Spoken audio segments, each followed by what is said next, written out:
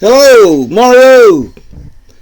In this video, I'm going to give you a few hints and pointers on how to do exercise 1 from Surveying XYZ.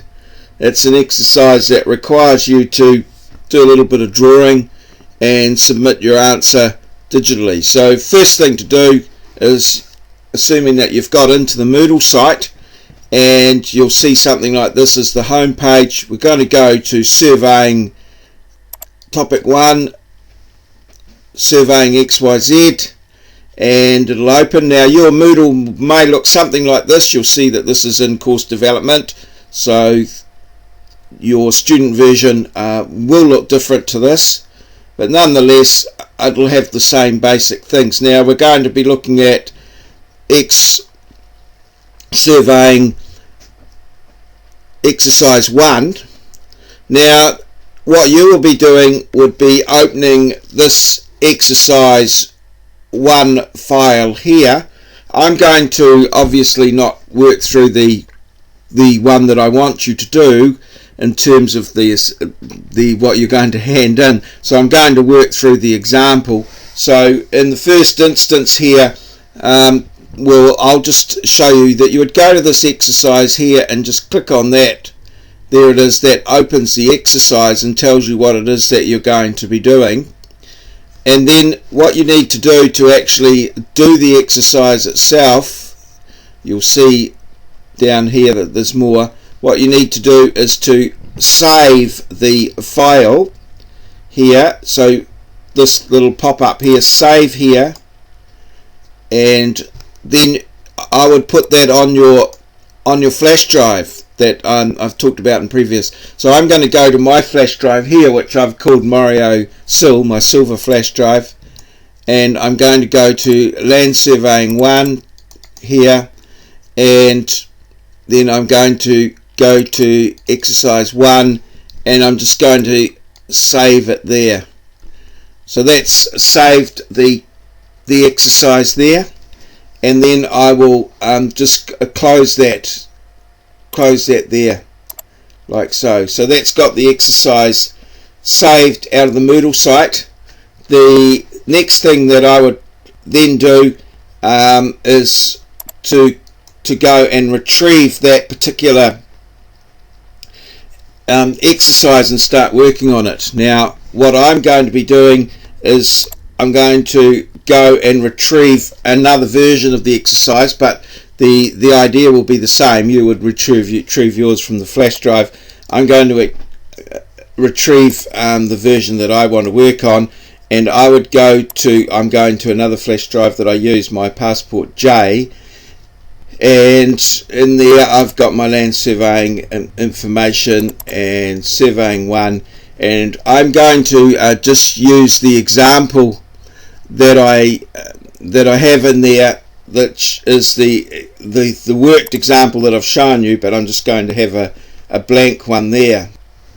Okay, so now that we have identified the file that we're going to use, it's very important that we make sure that we open it in a PDF viewer or program that can add and annotate the file. Now the one that I use is Adobe Acrobat, but I also have available, and I'm aware that there is another one called PDF Exchange, which is free and can be downloaded fairly readily, and that if you need a file, PDF Exchange viewer is recommended, given that it's free. So what we do is we right click on the correct file, which is this one here.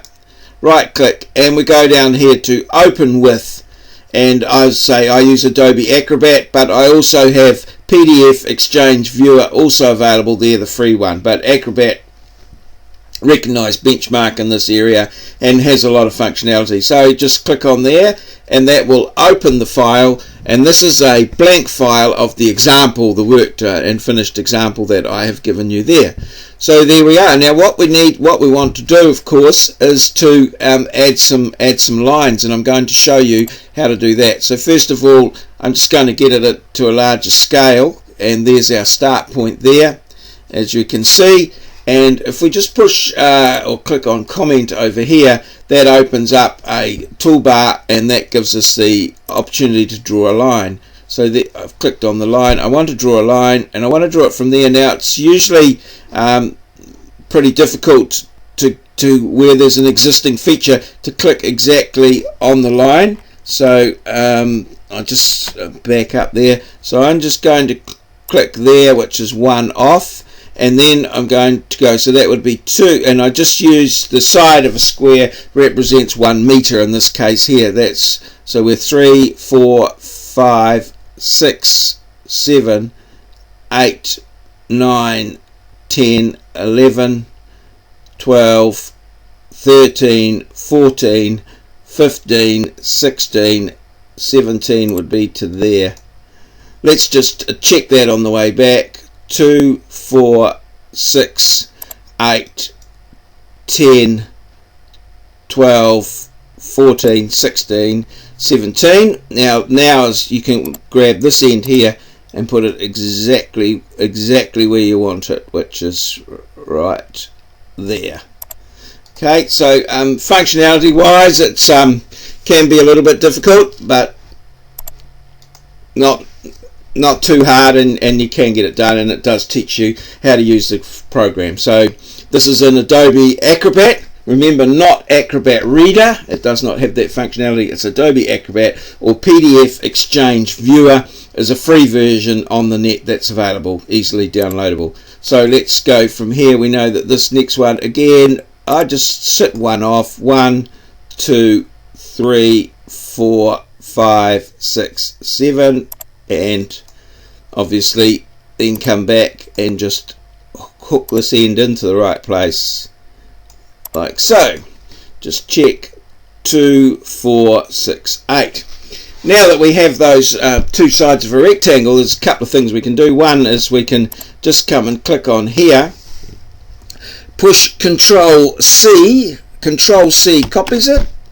That's made a copy of it. Now we push Control V on our keyboard, and that duplicates it, or gives us one which we can then pick up and put in here like so.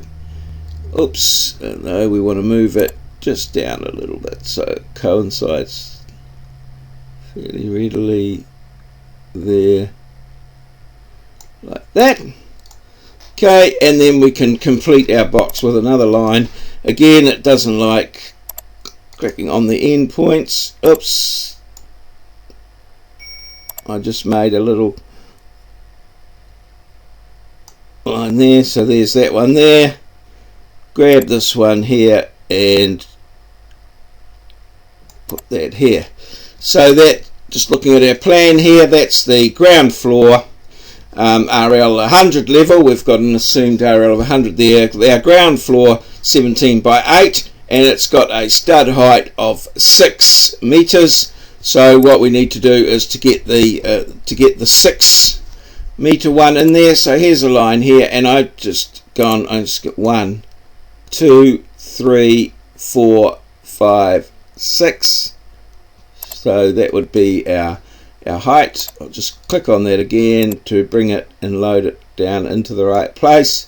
So 1, 2, 3, 4, 5, 6 to represent our height. That's how I'm doing things. And again, we can use our Control C to copy it, Control V to paste it or make a duplicate. So grab that one over there, but we need some more of those. Control V again will just give us another one which we can pick up and put over there, or alternatively we could have clicked all 3 of them at once, and Control V again. I'll just move things up a little bit here, like so. Now we also know that these ones, this line here should meet between those 2 top ones. So Control C, Control V, Control V, that'll give us 2 of them. So I'll just pick up that one and I'll put that up there, like so. These are just diagrammatic and representative. There's no need to have them, get them as close as you can, but you know, there might be a few little anomalies there. Like this one here could probably just come back over in there a little bit. That one there. Just, you know, you can tidy it up as you go along, but you probably haven't got the so it can get a little bit fiddly, but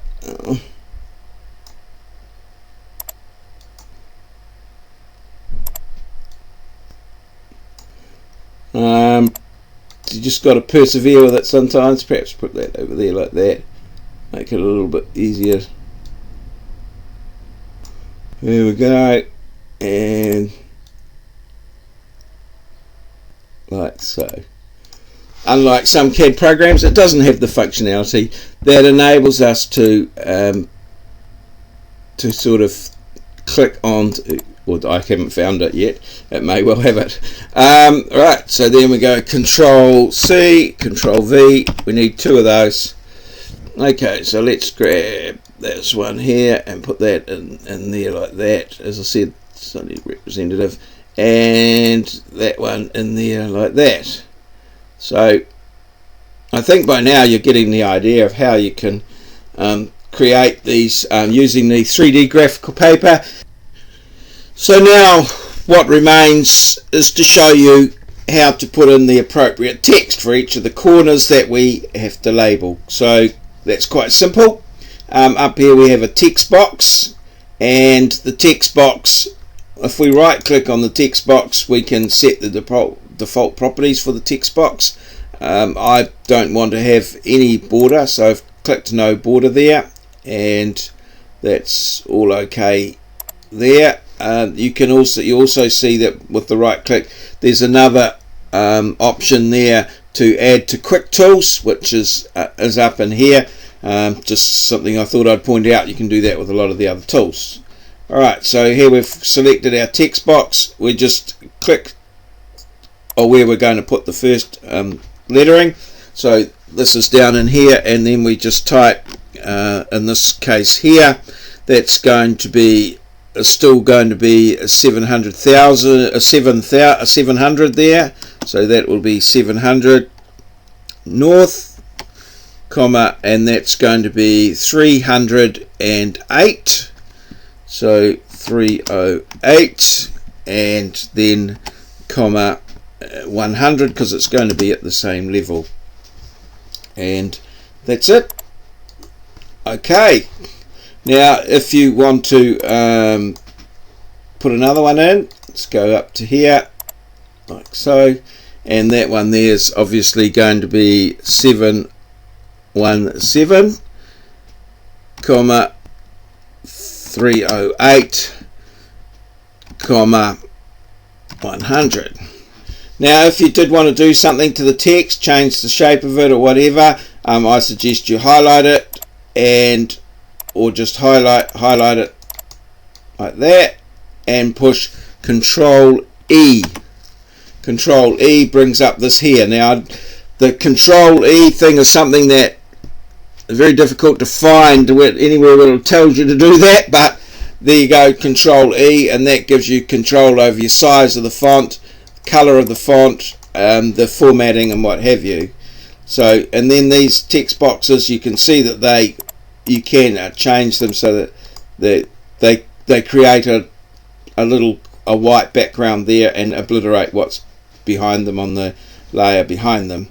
And then just let's just do one more here, which would be this one here, and that will be 700, comma 308, because it's further east, no further north, and then its height is to be 106. I think I'm just checking that's the case. 1, 2, 3, 4, 5, 6. Yeah, 106. That's what I've done there. Remember, these are diagrams, they don't necessarily have to. And there you are, we've got our text in there. Now obviously we've got the other rooms to add on, like this one room here, which will come out the front, as you can see in the worked example that I've got. got there. It all needs to be done up and what have you. So the next thing to do, of course, is then to, once you've completed your work and you're happy with it, is to save it, file, save it as a PDF, and I've got it there as the blank PDF. I want to perhaps save it as the completed one, or I'm in your appropriate place, and just put save. Remember that you might want to save it. I'm going to put it as blank blank finished or something like that, just to give it a different name, because that way I could go back to where I started again if I'd found that I'd made an error or wanted to do it over again and do a better job. So I've just save it like so, and there it is there as a PDF. And so from there, if it's saved as a PDF, you could load it straight into your digital workplace there, or upload it to there from the location that you've saved it. So just make sure you do save it at the end of the thing, and be aware that if you're saving it with the same file name as you started with, you are writing over the original file name. I didn't want to do that in my case because I might want to go back to the again. In your case it may be different. So you need to think about how you save it and where it's going to go and how you're going to use it. So there you are. There's a few hints on exercise 1, getting that up and running. Good luck with that. If you have any questions whatsoever, just contact me, Maurieo, and I will help or explain, or perhaps create another video that might help you to sort out some issues that you've encountered.